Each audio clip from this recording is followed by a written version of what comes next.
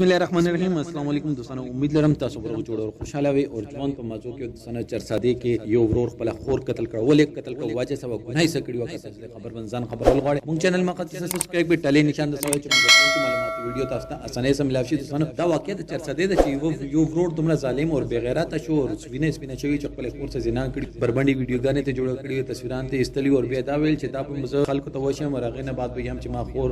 بد کردار ده او راغه نه بعد وستا اولم خو دوستانه چې کله خور ډیره زیاته دغه د ترنګ نه تنگ شنو هغه مور پلار ته یاله ویل خپل خور قتل کړه او فرار شو پولیس لګیا دا هغه ته لشکې خو د معاشره کې